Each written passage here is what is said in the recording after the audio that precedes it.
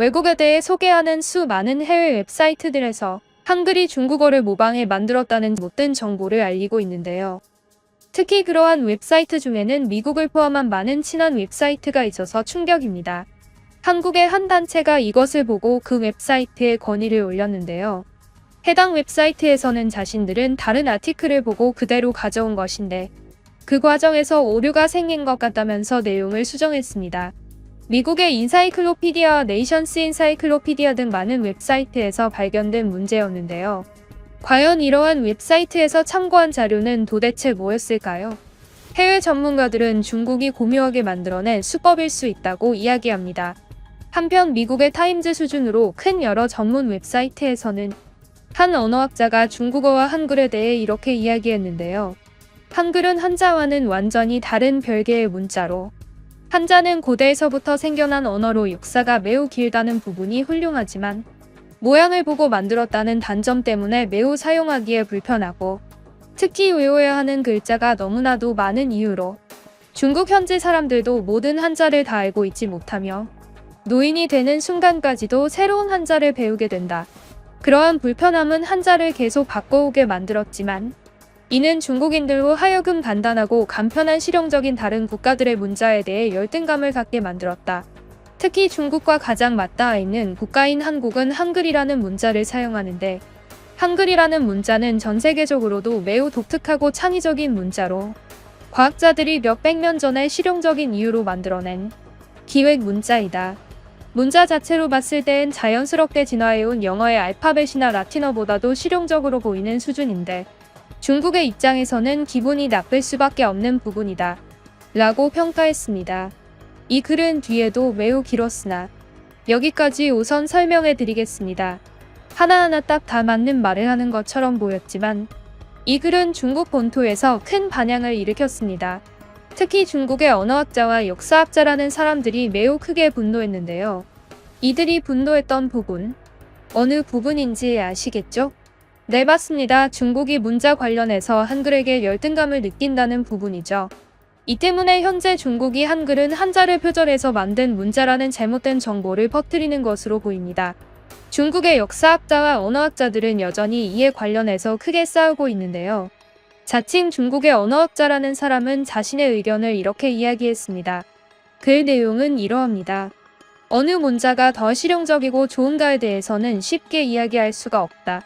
나는 언어학자적 관점으로 모든 것을 확인하고 이야기하겠다. 우선 한글이라는 문자 자체는 우리 중국인들이 생각하는 것보다 뛰어난 문자는 맞다. 그들에게는 한국어라는 말이 먼저 있었고 그 한국어라는 말에 정확히 잘 맞는 문자를 만들어낸 것이다. 가끔 사람들은 한국어 자체가 조선의 과학자들로부터 개발된 것이라고 생각하는데 그것은 절대로 아니다. 한국말이라는 것은 사실 오래전부터 존재했던 것이다. 중국의 몇몇 학자들은 한국인들도 조선시대 전까지 중국어를 써오다. 조선시대의 세종대왕이라는 과학자들을 필두로 한국어 그 자체가 개발되어 언어적으로 그때부터 독립된 것이라고 말하는 경우가 있는데 그것은 매우 틀린 견해라고 볼 수 있다. 한국어는 오래전부터 존재했다. 사실 우리의 입장에서는 껄끄러운 사실이긴 하지만 말이다. 사실 한국이 중국의 속국이었지만 중국에 완벽하게 편입되지 못한 이유도 언어 때문이다. 사실상 속국이라기보다는 식민지에 가까운 느낌이었다고 할 수 있다. 물론 그것이 속국이라는 뜻도 되기는 하지만 말이다.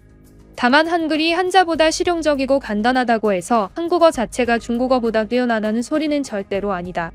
한국어의 문법은 일본어와 매우 비슷하다.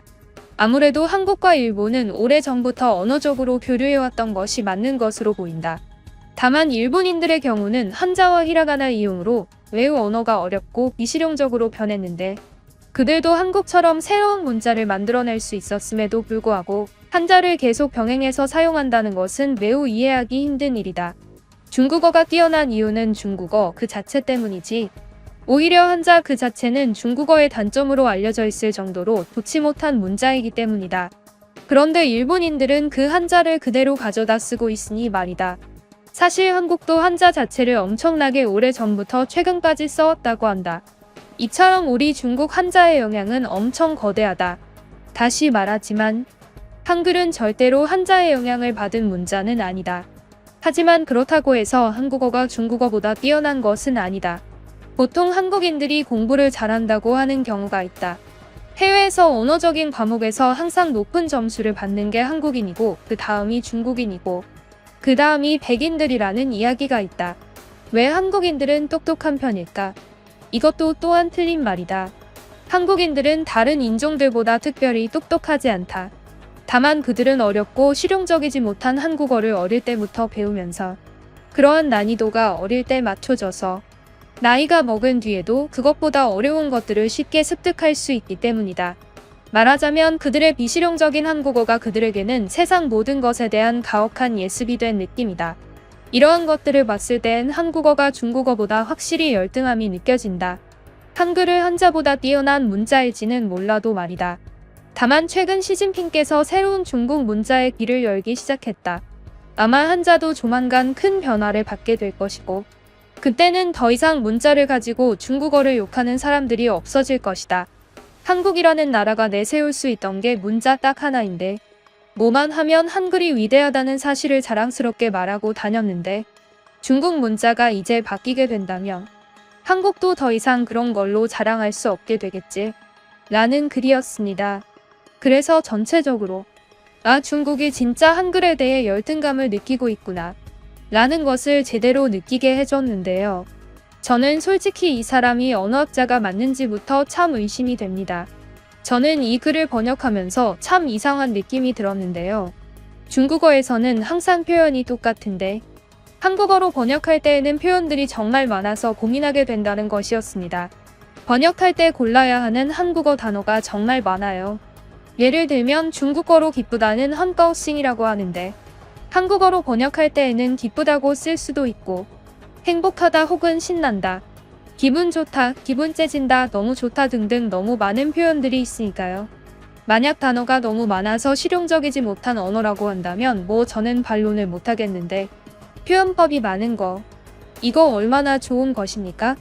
표현법이 많으면 그만큼 표현할 수 있는 것들이 많아지는 것입니다.